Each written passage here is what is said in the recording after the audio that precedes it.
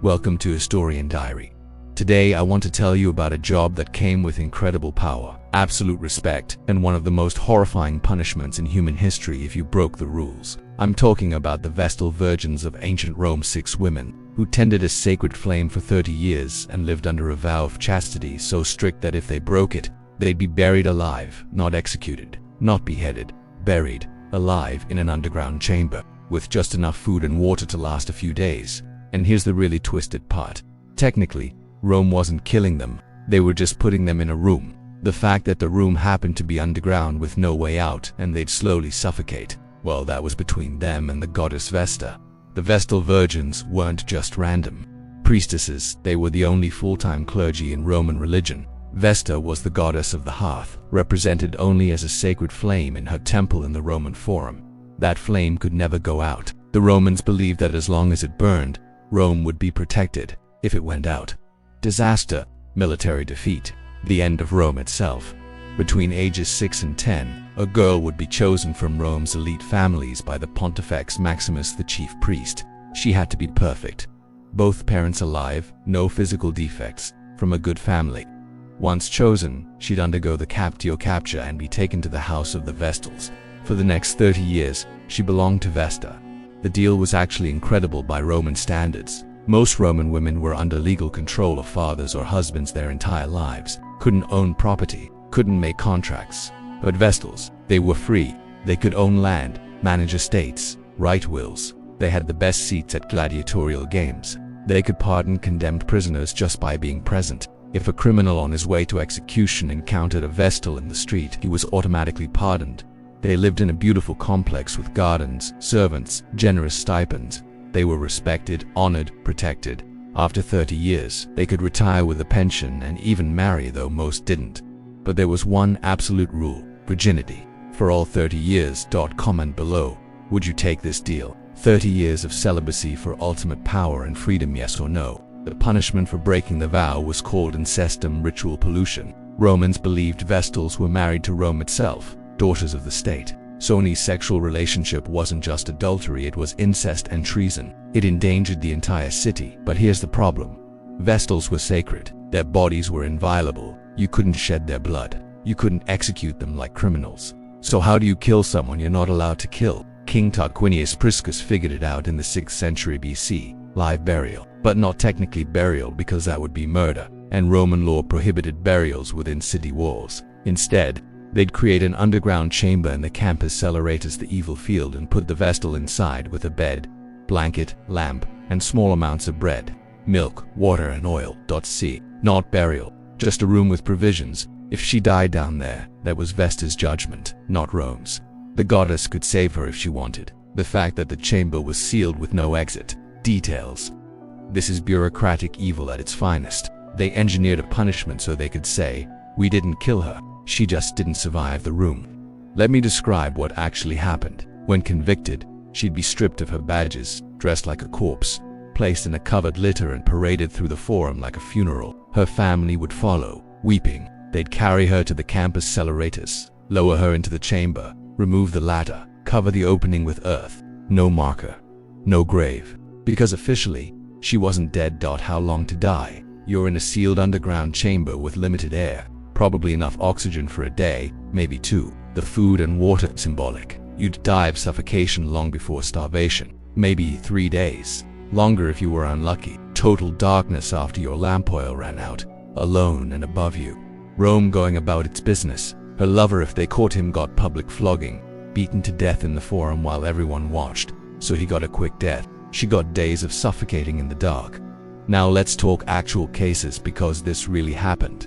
At least 10 documented cases, though the real number might be higher. In 483 BC, Appia was executed during major political conflict. She was accused based on various portents and neglecting duties.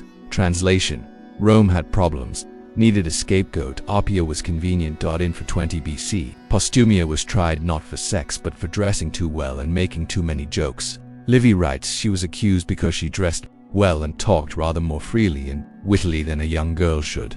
She was acquitted, with a warning to stop making jokes and dressed with more regard to sanctity.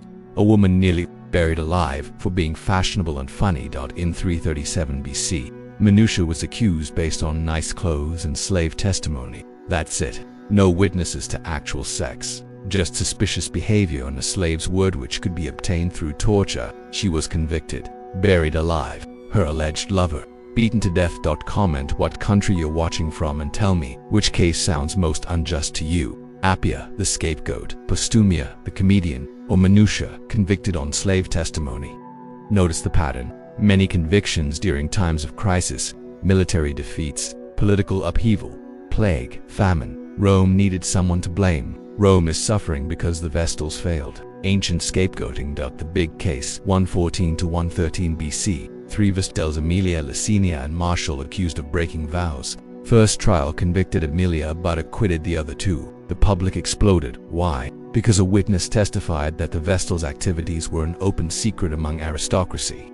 Tolerated because they were elite. The acquittals looked like corruption, so they reopened the case with a different judge known for severity. Second trial. Guilty on all counts. Licinia and Marcia buried alive. Several men implicated as lovers, some beaten to death. Some fled to exile. The whole thing turned into political purge with Vestals as the excuse. Fast forward to Emperor Domitian, 81 to 96 AD, obsessed with restoring morality. He accused Vestals whenever he wanted because he was Pontifex Maximus. In 83 AD, he let 3 Vestals choose their execution method. Then in 91 AD, he went after Cornelia, the chief Vestal. Cornelia's case is enraging. Domitian convicted her without her being present.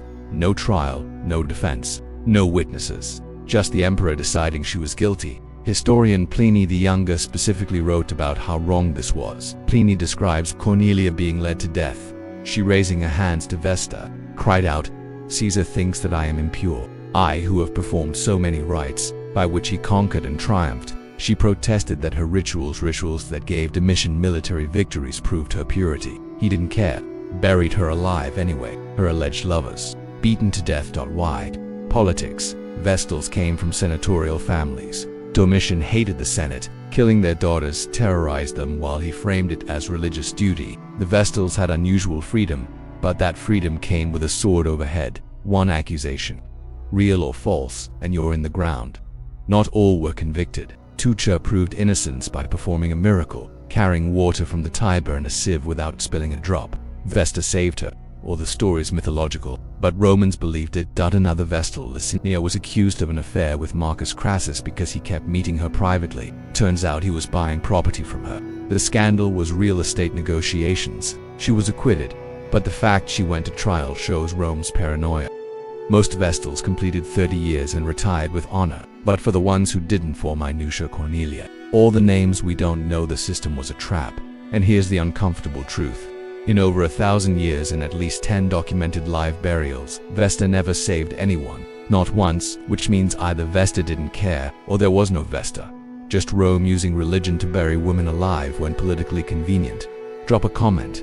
Do you see any modern parallels? Women's bodies controlled by religious political institutions. The system ended in 394 AD when Christian Emperor Theodosius I abolished pagan worship. The flame was extinguished. The order disbanded. The last Vestals vanished from history. Honestly, good riddance. Because while Vestals had power, other Roman women didn't. That power came with a death sentence activated at any time for any reason or no reason at all. 30 years of tending a flame in exchange for independence, respect, and constant knowledge that if anyone decided you were guilty, whether you did it or not, you'd be lowered into the ground alive and left to suffocate in the dark. That's the deal Rome offered. And for some women, it was still better than the alternative. If this story made you think differently about ancient Rome, drop a comment. What surprised you most? And should I cover more Roman punishments or move to a different empire next time? See you next time on Historian Diary.